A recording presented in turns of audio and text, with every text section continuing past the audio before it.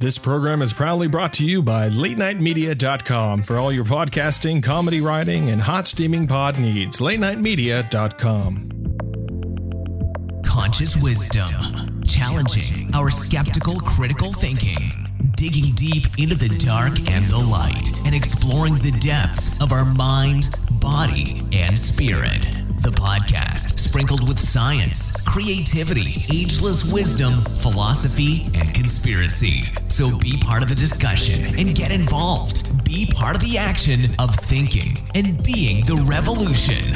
Be conscious with wisdom. Conscious wisdom, challenging our skeptical, critical thinking. Hello guys, and welcome to episode 8. Fantastic, we've hit the 8 milestone. It's a kind of a sacred infinity number. I like that. It's got squiggles and everything. And today's topic for the Conscious Wisdom podcast is a brave new world.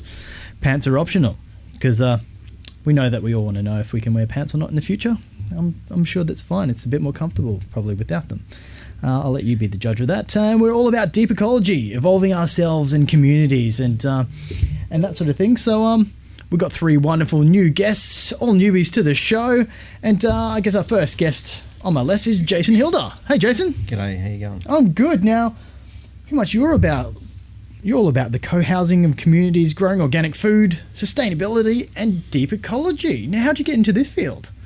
Mate, coming from a farming background, I learnt firsthand the importance of being connected with the land and knowing your neighbours and understanding how the natural world interacts, and studied agriculture and realised very quickly that industrial agriculture is not going to lead us the way that we need to go in the world. And from that point, I've pretty much been on a life journey of continuing to expand my knowledge about how we can do things collectively as well as doing things in connection with our environment.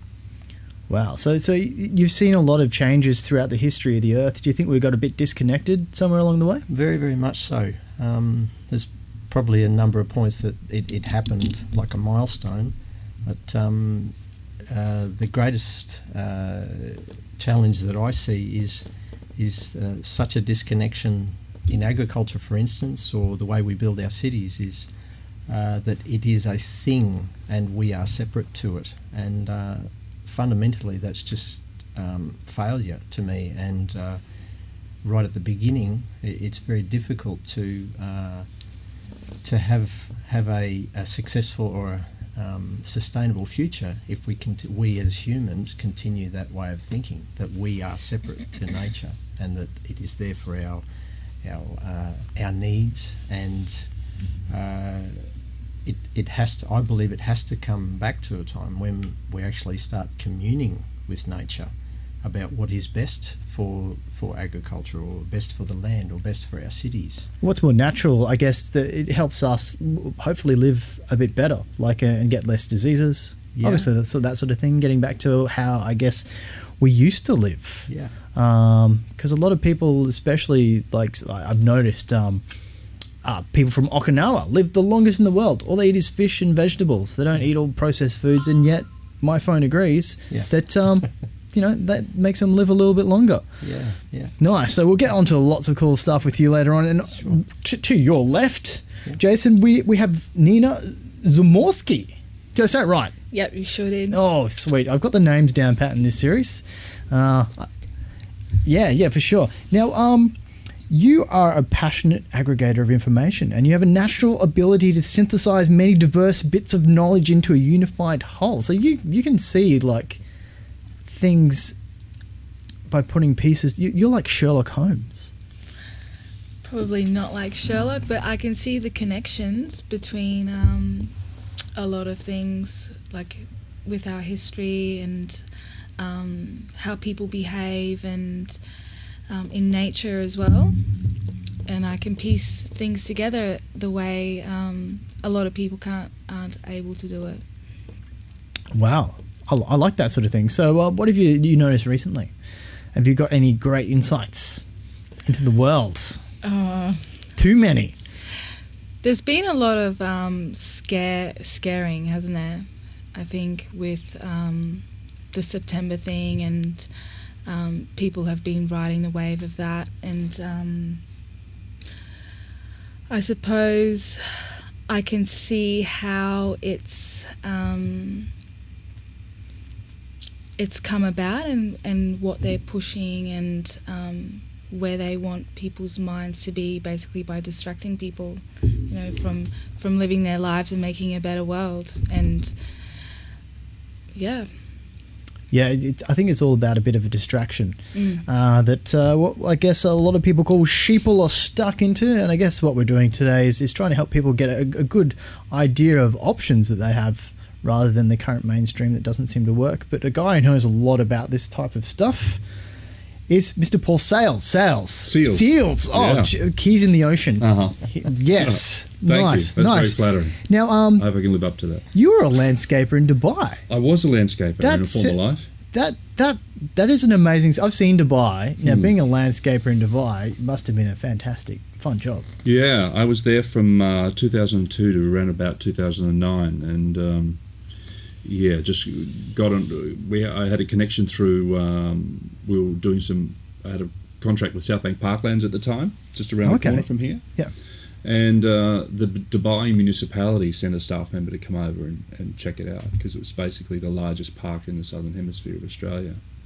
And they were talking about these very amazing and projects coming up, like the World Project and the Palm Island projects and that sort of thing. And got involved with that and decided to go on a holiday with my wife at the time, go and check it out, and end up picking a project there for design and build for one of the ruling family over there in the United Arab Emirates. So how is their culture is totally different than ours, yeah? Or is there similarities? Yeah, very different, very different.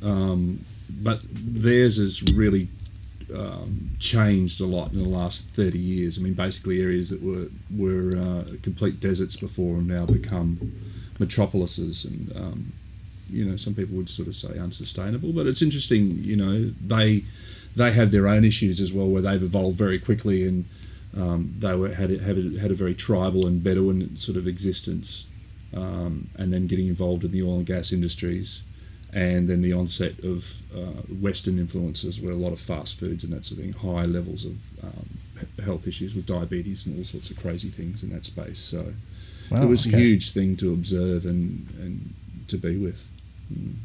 Well, and I know that they pump in a lot of water from the ocean, because keeping their city, it's in a desert. Like, they built Dubai on just a blatant desert. Yeah. So they have to keep all their plants, and I mean, it looks amazing, all their plants. They're sucking in so much water, and they have to produce so much energy to just get this water into a place where water isn't natural. Desalination plants. And all that sort of stuff. Wow. And you also tried to set up a community living eco project. I did. I was sort of... What's that about? Well, basically, there's a lot of people at the moment, and that have been for some time, are getting called to create community. And I was interested to have a look at the different models that are around, particularly around the east coast of Australia, and get an idea for what places like Crystal Waters and that sort of thing, find out what was working, what wasn't working. And I think, and the learning through that as well, like, it's to see that the creation of a community is one thing, but then the management of the process and the people that are in that space, how they work together, how they relate to each other, what you can and can't do. People want to create a utopia, but you still need to have some structure and guidelines to work within, and then how to manage that process as well, and learning. But I've come to a point now that, that I also realise too that community is not necessarily about a physicality. I'm about gathering people and creating connections between people for conscious groups, so that people have the ability to network and create connection with each other. And that's probably what I'm more so about now, and that's more of a longer term goal for me. I was just sharing earlier that I probably don't have the drive for that, but I'm involved with other people like Sasha Stone from the New Earth Project and that sort of thing, and they're huge about creating intentional communiity and sustainable communities. Can you elaborate on this project that your friend's doing? Sasha Stone, the New Earth Project. Yeah, what's that? For people who don't know at home? Yeah. Well, Sasha, how do I describe Sasha Stone? It's interesting. He's very outspoken and challenging old ways, the old paradigms of thinking. So more like, obviously, like Aboriginal culture paradigms and thinkings, that sort of stuff? Well, the current paradigm of thinking, basically, the current reality that we're experiencing, that's a debt-based economies where governments are having to commit wars and atrocities against other countries to create sustainability for themselves. That old paradigm's out the window, and we're moving into something else that's a bit more sustainable, user-friendly. Okay. We use new terms on Conscious Wisdom podcast. Yeah. So Sasha Stone, if you get to check it out, Google New Earth Nation, New Earth Project. He's also involved with the International Tribunal of Natural Justice, and all the concepts around sustainable energy, free energies, alternative healing, encouraging people to move in that direction for intentional communities and to live more at peace with the earth rather than taking from it. So there's a more symbiotic exchange. And yeah, okay. So let's get into, I guess, the problems first up, so we can talk about what the solutions are. Because a lot of people at home, I don't think, understand that there may be an issue. Like, I guess if you've just been sucking down all the news for way too long, that everything kind of seems all right, and that your body probably runs on coal, or like this kind of stuff. You could probably eat it for dinner and you'll be running down the street, but it isn't the case. So Jason, tell us, like, what are the issues that people should be aware of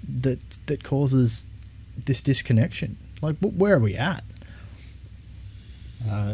I can see that there is I mentioned before, the disconnect between where we've come from, which is the earth and which is nature, to where we are headed towards. And I liken it to the I, me, mine compared to the we, our, us. Australian cities, I think many cities around the world, even rural areas too, the focus is very much upon the individual. And I believe as a species we've evolved so much that the quality of life we want more of for ourselves, individually, or our family, or our group. And yet the reality is that it's impossible to function without connection with the rest of our society and also with nature. And examples that I can think of in my research, I'm looking at different types of communities, and one that comes up quite often is gated communities, where there is basically a fortress around that community, and they have quite a good standard of living usually. We see them in Australia, but they're also dotted all over the world, and yet on the other side of that gated community often is extreme poverty, and such a disconnect between people in there. And the gated community, as an example, is so incredibly resource depleting of the planet. They need so much to have a high standard of living. Paul talked about the landscaping in Dubai. Just having space alone, space that is green, is incredibly consumptive for an individual person or an individual family. And at a more spiritual level, which is becoming more and more of my research, surprisingly, there's this disconnect for the past generations, a little bit of understanding of the present, but such a disregard for future generations. I think that comes a lot to the line with like people's ideas on plastic.